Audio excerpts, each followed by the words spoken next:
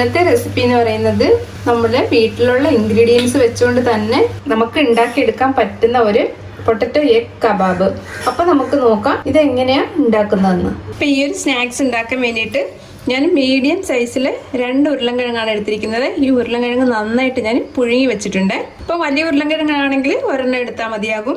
പിന്നെ 2 മുട്ട നന്നായിട്ട് പുഴുങ്ങി വെച്ചതും. പിന്നെ നമുക്കിതിലേക്ക് ബ്രെഡ് ക്രംസ് വേണം. ഇതിപ്പോൾ ഞാൻ എൻ്റെ കയ്യിലുള്ള ബ്രെഡ് നന്നായിട്ട് പൊടിച്ചിട്ട് അതിനുശേഷം ഫ്രൈ പാനിലിട്ട് ഒന്ന് ഒരു 5 മിനിറ്റ് ഒന്ന് ചൂടാക്കി എടുത്താണ്. അപ്പോൾ നല്ലൊരു കരുകരുപ്പ് കിട്ടും. ഇല്ലെങ്കിൽ ആ ബ്രെഡ് അങ്ങനെ പൊടിച്ചെടുക്കുകയാണെങ്കിൽ ആ ഒരു വെള്ളനനവ് ഉണ്ടാവും. പിന്നെ ഞാനിതിലേക്ക് വറുത്ത സവാളയാണ് എടുത്തിരിക്കുന്നത്. ഇപ്പോൾ പച്ച സവാള ചേർക്കുന്നതിനെക്കാട്ടിലും നല്ലൊരു ടേസ്റ്റ് വറുത്ത സവാള ചേർക്കുമ്പോൾ കിട്ടും. അപ്പം ഇത് വന്നിട്ട് ഒരു വലിയ സവാള ഒന്ന് വറുത്തെടുത്തതാണ്. വറുത്തെടുക്കുമ്പോൾ കരിഞ്ഞു പോകരുത്. ഒരു ലൈറ്റ് ബ്രൗൺ കളർ ആകുമ്പോഴത്തേക്കും ഇത് എണ്ണയിൽ നിന്ന് മാറ്റണം. ഇരുന്നിട്ട് തന്നെ പിന്നെ ഇതിൻ്റെ കളർ ഒന്ന് ചേഞ്ച് ആവും. അപ്പം ഒരുപാടങ്ങ് മൂത്ത് പോയാൽ ഒരു കയ്പ്പ് ഉണ്ടാവും. ഇപ്പം നമുക്ക് ഈ ഉരുളൻകിഴങ്ങ് ഒന്ന് ഗ്രേറ്റ് ചെയ്തിട്ട് എടുക്കാം. ഇപ്പം ഗ്രേറ്റർ ഇല്ലെങ്കിൽ കൈ കൊണ്ടൊന്ന് നന്നായിട്ട് പൊടിച്ചെടുത്താലും മതിയാകും. ഇപ്പം ഞാൻ ഉരുളൻകിഴങ്ങെല്ലാം ഒന്ന് ഗ്രേറ്റ് ചെയ്ത് വെച്ചിട്ടുണ്ട്.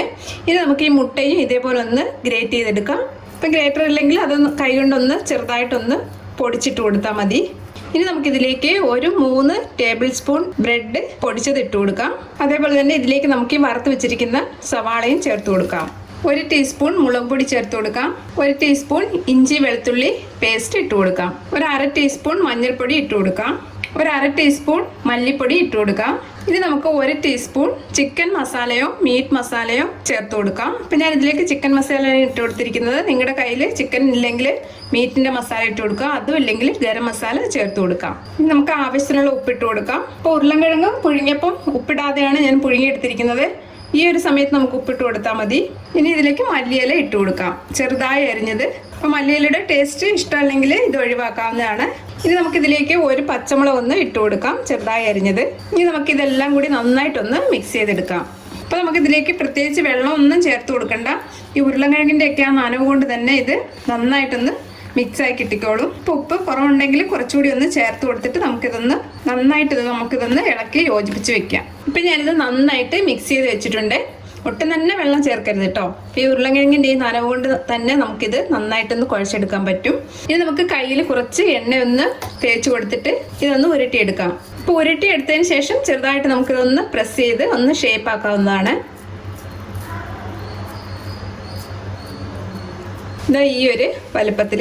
അപ്പോൾ ഇതേപോലെ തന്നെ നമുക്കിതെല്ലാം ഒന്ന് ചെയ്തെടുക്കാം. അപ്പോൾ ഓരോ വട്ടം ഇങ്ങനെ ഒന്ന് ഷേപ്പാക്കി എടുക്കുമ്പോൾ കയ്യിൽ എണ്ണ തേക്കണം കേട്ടോ, ഇല്ലെങ്കിൽ കയ്യിൽ ചിലപ്പോൾ ഒട്ടിപ്പിടിക്കും. അപ്പോൾ എല്ലാം ഞാൻ ഇതേപോലെ ഒന്ന് ഷേപ്പാക്കി എടുത്തിട്ടുണ്ട്. അപ്പോൾ എനിക്ക് ഈ 2 ഉരുളൻകിഴങ്ങിലും 2 മുട്ടയിലും എനിക്ക് ഇതേപോലെ ഒരു 8 പീസ് കിട്ടിയിട്ടുണ്ട്.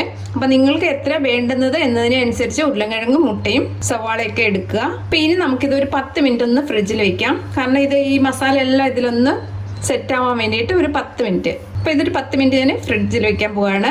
ഇപ്പം ഞാനിത് ഫ്രിഡ്ജിൽ വെച്ചിട്ട് ഒരു 10 മിനിറ്റ് ആയിട്ടുണ്ട്. പിന്നെ ഞാൻ ഒരു ബൗളിൽ ഒരു മുട്ട ഒന്ന് പൊട്ടിച്ചൊഴിച്ച് നല്ലപോലെ ഒന്ന് ബീറ്റ് ചെയ്ത് വെച്ചിട്ടുണ്ട്. ഉപ്പൊന്നും ചേർക്കണ്ട, മുട്ട മാത്രം ഒന്ന് ബീറ്റ് ചെയ്തെടുത്താൽ മതി. ഇനി നമുക്ക് ഇത് ഈ മുട്ടയിലൊന്ന് മുക്കിയെടുക്കാം. ഇപ്പം 2 സൈഡും ഒന്ന് തിരിച്ചു മറിച്ചു ഇട്ടൊന്ന് മുക്കിയെടുക്കുക. അതിനുശേഷം നമുക്കിത് ഈ ബ്രെഡ് ക്രംസിൽ ഇട്ട് നന്നായിട്ടൊന്ന് 2 സൈഡ് നന്നായിട്ട് ഇതൊന്ന് കോട്ട് ചെയ്തെടുക്കുക.